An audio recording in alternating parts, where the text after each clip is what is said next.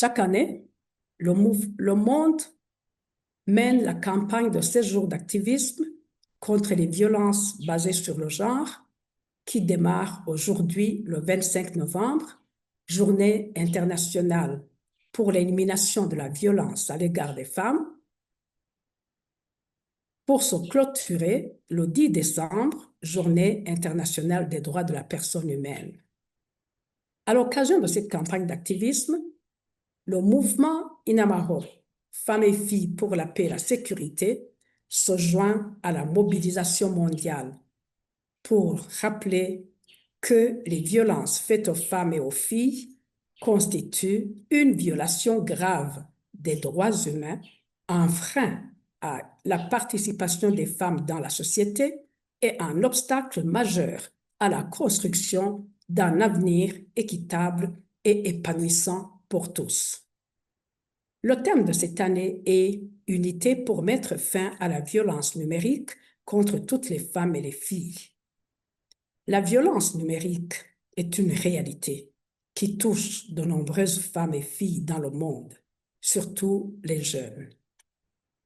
Elle inclut le harcèlement en ligne, les menaces, le chantage, la diffusion non consentie d'images et d'informations personnelles et beaucoup d'autres formes de violence qui utilisent la technologie pour nuire. Le Burundi n'est pas épargné, ça commence à se répandre malheureusement.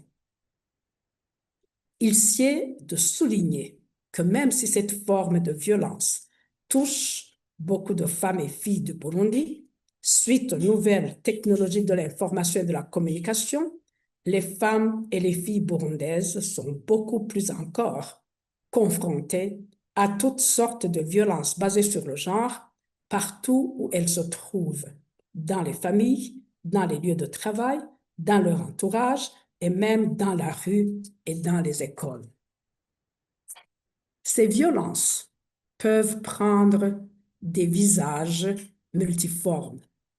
Dans les ménages, on observe souvent des actes de violence physique où les femmes sont battues et physiquement brutalisées avec des insultes, des paroles blessantes qui brisent les cœurs et affectent la santé mentale.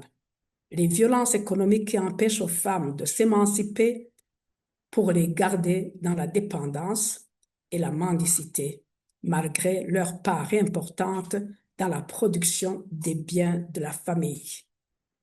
Le fait de ne pas les impliquer dans la gestion de ces biens de la famille, ce qui défavorise la femme et les enfants.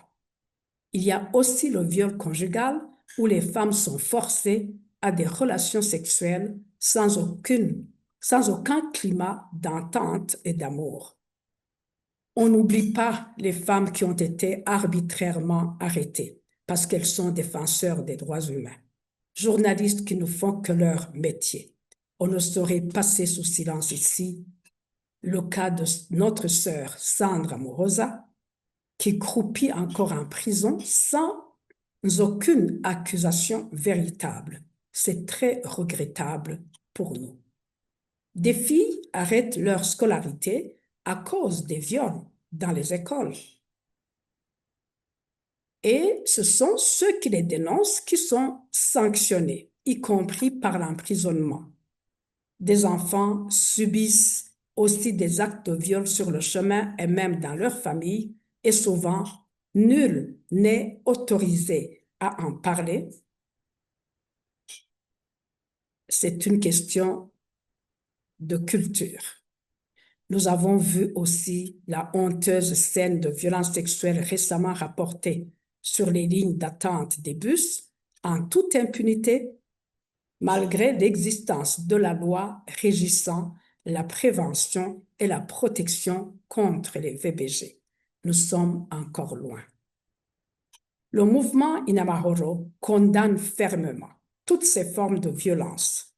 Nous rappelons que toutes les femmes et filles ont le droit de vivre en sécurité, de jouir de leur dignité et de participer pleinement à la vie de la société sans peur. Nous saisissons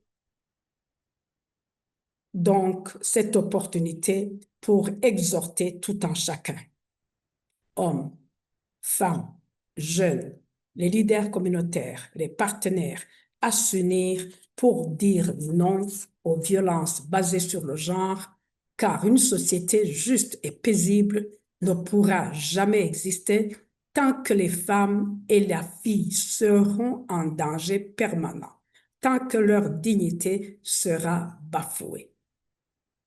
En lien avec le thème de cette année, nous appelons également à la prévention et à la lutte contre la violence numérique. Les réseaux sociaux, les téléphones et les autres technologies ne doivent pas devenir des instruments de harcèlement ou de domination. Toutes les victimes doivent être protégées et soutenues, et les auteurs doivent répondre de leurs actes. Nous invitons toutes les communautés, les familles, les écoles et les autorités du Burundi à s'engager activement pour éduquer les filles et les garçons sur leurs droits respectifs et le respect de tous. Mener des actions de sensibilisation de la population sur ces agissements, y compris la violence numérique, pour en empêcher la généralisation. Assurer un soutien sécurisé aux victimes de violences avec des services d'écoute, d'accompagnement psychologique et juridique. Renforcer les lois et les mécanismes de protection pour punir les auteurs de violences et prévenir de nouveaux abus.